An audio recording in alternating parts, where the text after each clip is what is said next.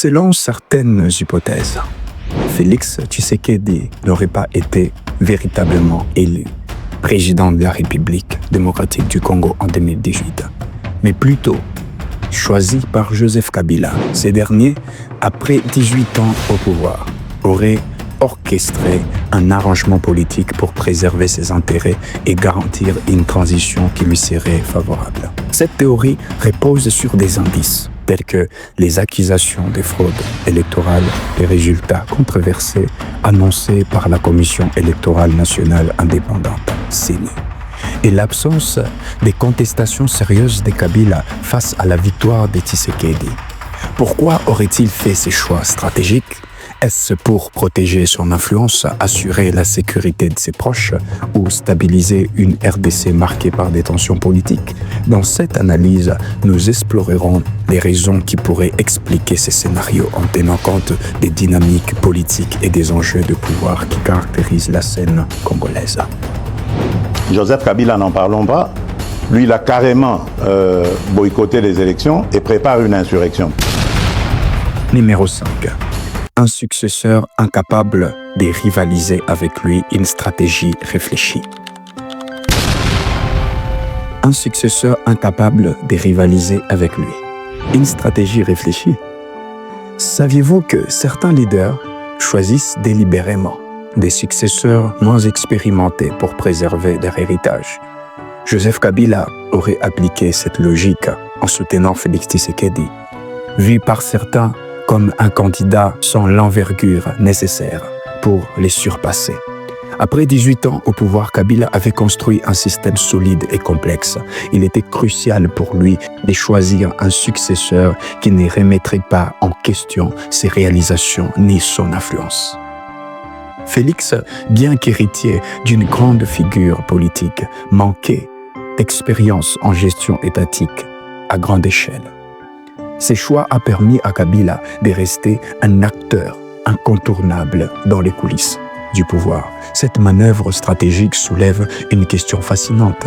Félix Tshisekedi aurait-il été une marionnette ou un véritable acteur indépendant? N'oubliez pas de vous abonner et suivre la suite de cette vidéo où vous serez totalement édifié. Numéro 4. Protéger sa famille et ses proches, une priorité absolue. Lorsque un président quitte le pouvoir, sa sécurité et celle de sa famille deviennent des préoccupations majeures.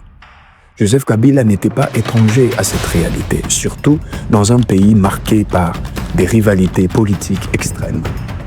Il craignait pour sa vie et celle de sa famille, redoutant un sort similaire à celui des leaders déchus comme Muammar Kadhafi.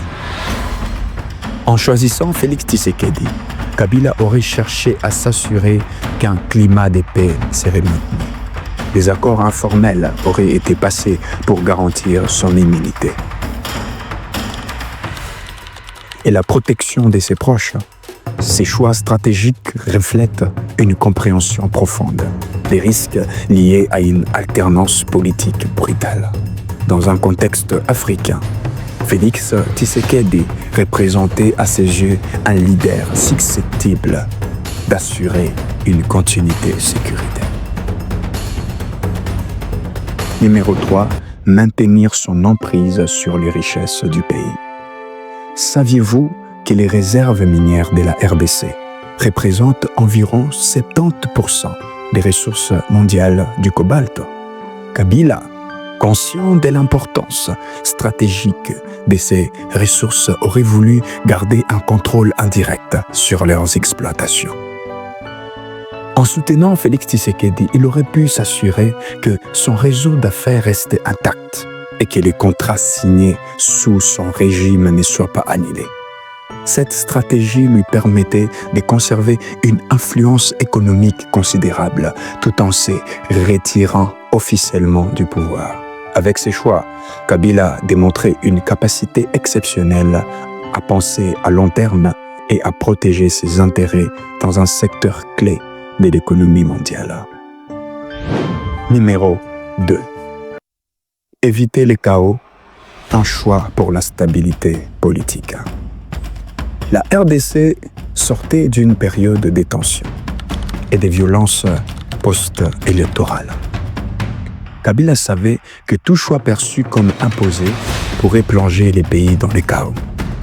Félix Tshisekedi, avec son nom associé à une figure de l'opposition historique, apparaissait comme un compromis idéal pour apaiser les tensions.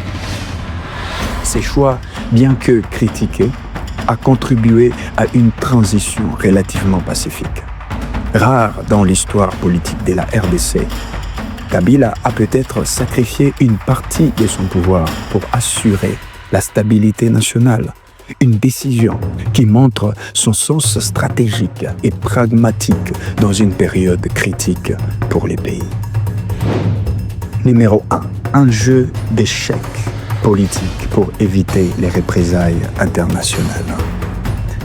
Saviez-vous que les sanctions internationales peuvent transformer la vie d'un ex-président en cauchemar?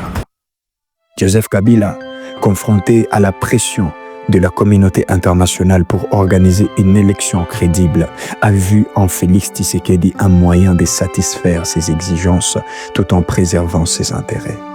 Ces choix stratégiques lui ont permis d'éviter des sanctions sévères, voire une mise en accusation pour violation des droits de l'homme. En plaçant Félix Tshisekedi à la tête du pays, Kabila a réussi un coup de maître. Rester influent sans attirer l'attention négative des grandes puissances mondiales. Ces points, sans doute plus fascinants, démontrent l'habileté politique d'un leader souvent sous-estimé.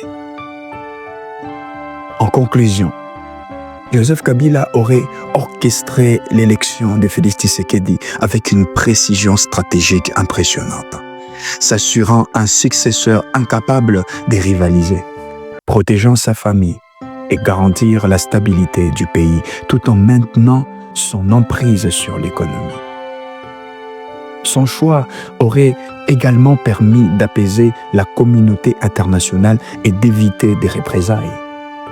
Ces 5 points illustrent la complexité des jeux de pouvoir dans la RDC et les rôles déterminants des leaders dans l'avenir du pays. Pensez-vous que Félix Tshisekedi est vraiment le président de son propre mandat ou reste-t-il sous l'influence de Kabila? Faites-nous part de votre avis dans les commentaires et n'oubliez pas de liker, partager et vous abonner pour plus d'analyses captivantes. J'ai dit, mais Seigneur, je suis à votre disposition. Je ne demande que ça. Mais dites-moi, comment vais-je m'y prendre? J'ai pris l'exemple que de trois opposants. J'ai commencé par Martin Fayoulou. Je dis, mais il n'a jamais reconnu les résultats des dernières élections. Comment est-ce qu'il acceptera ma main tendue? Moïse Katumbi était prêt à faire la même chose, ou il avait même fait la même chose, mais grâce évidemment à la pression des siens. Il a accepté qu'il rentre dans les institutions, mais lui reste borderline. Joseph Kabila, n'en parlons pas. Lui, il a carrément boycotté les élections et prépare une insurrection, parce que l'AFC, c'est lui. Donc, dites-moi,